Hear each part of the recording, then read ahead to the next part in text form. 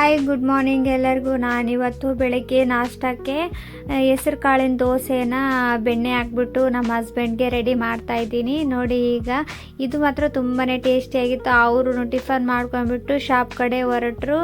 ಅವರು ಹೋದ ನಂತರ ನಮ್ಮ ಕೆಲಸಗಳು ಸ್ಟಾರ್ಟ್ ಆಯಿತು. ಮುಂದೆ ನನ್ನ ಮಗಳಿಗೆ ತುಂಬ ದಿನ ಆಗೋಗಿತ್ತು, ಎಣ್ಣೆ ಮಸಾಜ್ ಕೊಟ್ಟಿರಲಿಲ್ಲ ಅಂತ ಹೇಳ್ಬಿಟ್ಟು ಇವತ್ತು ಎಣ್ಣೆ ಮಸಾಜ್ ಮಾಡ್ತೀನಿ ಅಂತ ಹೇಳ್ಬಿಟ್ಟು ಕೂರಿಸ್ಕೊಂಡೆ.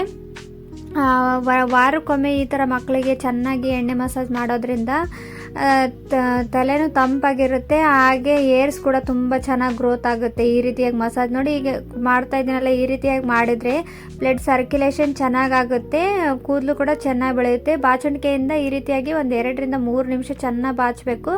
ಆಗ ಬ್ಲಡ್ ಸರ್ಕ್ಯುಲೇಷನ್ ಚೆನ್ನಾಗಿ ಆಗ್ಬಿಟ್ಟು ಹೇರ್ಸ್ ಗ್ರೋತ್ ಚೆನ್ನಾಗಾಗುತ್ತೆ. ಅದನ್ನು ಹಾಕಿ ಕಟ್ಟಿ ಹಾಗೆ ಬಿಟ್ಬಿಟ್ಟಿದ್ದೀನಿ ಒಂದು ಡೇನ. ಹಾಯ್ ಗೈಸ್, ನಮಸ್ತೆ. ಇವತ್ತಿನ ಕೆಲಸ ಎಲ್ಲ ಮುಗೀತು. ಮಾವಿನ ಹಣ್ಣು ತುಂಬ ಇತ್ತಲ್ವ, ಹಾಗಾಗಿ ನನ್ನ ಮಗಳು ಮಾವಿನ ಹಣ್ಣಿನ ಐಸ್ ಕ್ರೀಮ್ನ ಮಾಡಿಕೊಡು ಅಂತ ಕೇಳಿದ್ಲು. ಬನ್ನಿ ಐಸ್ ಕ್ರೀಮ್ ಮಾಡೋಣ. ಕೆಲಸ ಎಲ್ಲ ಮುಗಿಯೋದ್ರೊಳಗೆ ಮಧ್ಯಾಹ್ನ ಆಗಿತ್ತು. ಐಸ್ ಕ್ರೀಮ್ ಕೂಡ ರೆಡಿ ಮಾಡಿ ಇಟ್ಬಿಟ್ಟು ಮಧ್ಯಾಹ್ನ ಊಟನ ರೆಡಿ ಮಾಡಿಕೊಂಡೆ.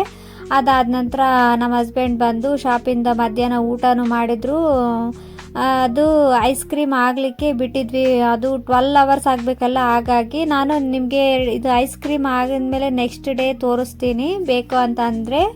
ಅದನ್ನ ಐಸ್ ಕ್ರೀಮ್ ಆಗೋಕ್ಕಿಟ್ಟು ನೈಟ್ ಡಿನ್ನರ್ಗೆ ರೆಡಿ ಮಾಡ್ತಾಯಿದ್ದೀನಿ. ವೈರಲ್ ಆಗಿರೋ ಎಗ್ ರೈಸ್ ರೆಸಿಪಿನ ಟ್ರೈ ಮಾಡ್ತಾಯಿದ್ದೀನಿ.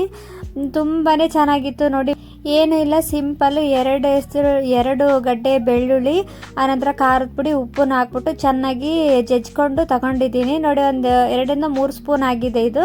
ಈಗ ಎಷ್ಟು ಬೇಕೋ ಅಷ್ಟು ಬಾಣಲೆಯಲ್ಲಿ ಎಣ್ಣೆನ ಹಾಕ್ಕೊಂಡಿದ್ದೀನಿ. ಎಣ್ಣೆನ ಹಾಕ್ಕೊಂಡ್ಬಿಟ್ಟು ನಾವೇನು ಎಣ್ಣೆ ಕಾದ ನಂತರ 1 ಸ್ಪೂನಷ್ಟು ಜೀರಿಗೆನ ಆ್ಯಡ್ ಮಾಡಿಕೊಂಡು ನಾವೇನು ಮುಂಚೆನೇ ಜಜ್ಜಿ ಇಟ್ಕೊಂಡಿದ್ವಲ್ಲ ಆ ಮಿಶ್ರಣನ ಇದಕ್ಕೆ ಹಾಕ್ಕೊಂಡು ಒಂದು ಸ್ವಲ್ಪ ಕರಿಬೇವನ್ನ ಹಾಕ್ಕೊಂಡು ಮಿಕ್ಸ್ ಕೊಡಬೇಕು ಚೆನ್ನಾಗಿದ್ದು. ಬೆಳ್ಳುಳ್ಳಿ ಖಾರ ಏನು ಜಜ್ಕೊಂಡು ಇಟ್ಕೊಂಡಿದ್ವಲ್ಲ ಅದು ಚೆನ್ನಾಗಿ ಮಿಕ್ಸ್ ಆಗಬೇಕು ಎಣ್ಣೆಯಲ್ಲಿ.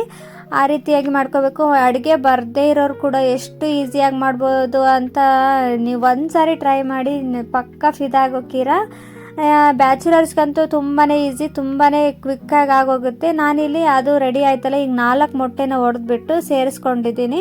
ಈ ಮೊಟ್ಟೆನೂ ಎಲ್ಲ ಚೆನ್ನಾಗಿ ಮಿಕ್ಸ್ ಮಾಡ್ಕೋಬೇಕು ಆ ಬೆಳ್ಳುಳ್ಳಿ ಮಿಶ್ರಣದ ಜೊತೆಗೇ. ನಾನು ಇಷ್ಟು ಚೆನ್ನಾಗಿ ಬರುತ್ತೆ ಅಂತ ಅಂದ್ಕೊಂಡೇ ಇರಲಿಲ್ಲ. ನಮ್ಮ ಮನೆಯವರು ಕೂಡ ಹಾಗೆ ಹೇಳಿದರು, ತುಂಬ ಚೆನ್ನಾಗಾಗಿದೆ ಅಂತ. ನನ್ನ ಮಗ ಮಮ್ಮಿ ಇದನ್ನು ಮತ್ತೆ ಮಾಡು ಅಂತ ಹೇಳ್ದ. ಸರಿ ಅಪ್ಪ, ಆಯಿತು, ಮಾಡಿಕೊಡ್ತೀನಿ ಅಂತ ಹೇಳಿದೆ. ಈಗ ಇದು ರೆಡಿ ಆಯಿತು. ಅನ್ನ ನಮ್ಗೆ ಎಷ್ಟು ಬೇಕೋ ಅಷ್ಟು ಹಾಕ್ಕೊಂಡ್ಬಿಟ್ಟು 4 ಜನಕ್ಕೆ ತಾನೇ ಹಾಕ್ಕೊಂಡು ಮಿಕ್ಸ್ ಮಾಡಿಕೊಂಡು, ಒಂದು ಸ್ವಲ್ಪ ನಿಮಗೆ ಬೇಕು ಅನಿಸಿದರೆ ನಿಂಬೆ ರಸನ ಹಾಕ್ಕೊಳ್ಳಿ. ನಾನು ನಿಂಬೆ ರಸನ ಆ್ಯಡ್ ಮಾಡಿಕೊಂಡು ಚೆನ್ನಾಗಿ ಮಿಕ್ಸ್ ಕೊಟ್ಟು ರೆಡಿ ಮಾಡಿದೆ. ನೈಟ್ ಡಿನ್ನರ್ಗಂತೂ ರೆಡಿ ಆಯಿತು. ನೋಡಿ, ನಿಂಬೆ ರಸನ ಆ್ಯಡ್ ಮಾಡ್ಕೊಳ್ತಾ ಇದ್ದೀನಿ. ಈಗ ರೆಡಿ ಆಯಿತು. ಟೇಸ್ಟು ನೋಡಿದೆ. ನಾನು ಟೇಸ್ಟ್ ಇಷ್ಟು ಚೆನ್ನಾಗಿರುತ್ತೆ ಅಂತ ಅಂದ್ಕೊಂಡೇ ಇರಲಿಲ್ಲ, ತುಂಬಾ ಚೆನ್ನಾಗಿತ್ತು. ನೈಟ್ ಡಿನ್ನರ್ಗೂ ರೆಡಿ ಆಯಿತು. ನಮ್ಮ ಮನೆಯಲ್ಲಿ 1 ಟೈಮ್ ಆದರೂ ಎಲ್ಲರೂ, ನೈಟ್ ಆದರೆ ಎಲ್ಲರೂ ಇರ್ತೀವಲ್ಲ, 1 ಟೈಮ್ ಎಲ್ಲರೂ ಜೊತೆಗೆ ಕೂತ್ಕೊಂಡು ಊಟ ಮಾಡ್ತೀವಿ. ಹೀಗೆ ಒಟ್ಟಿಗೆ ಊಟ ಮಾಡೋದ್ರಿಂದ ಬಾಂಡಿಂಗು ಚೆನ್ನಾಗಿರುತ್ತೆ. ಇದು ನಮ್ಮ ಇವತ್ತಿನ ವ್ಲಾಗ್ ಆಗಿತ್ತು. ಇಷ್ಟ ಆಯಿತು ಅಂತ ಅಂದ್ಕೊಳ್ತೀನಿ. Thank you for watching friends. ಇದೇ ರೀತಿ ವಿಡಿಯೋಗಳಿಗಾಗಿ ನಮ್ಮ ಚಾನಲ್ನ ಸಬ್ಸ್ಕ್ರೈಬ್ ಮಾಡ್ಕೊಳ್ಳೋದು ಮರಿಬೇಡಿ. ಸಬ್ಸ್ಕ್ರೈಬ್ ಮಾಡ್ಕೊಳ್ಳಿ ಪ್ಲೀಸ್.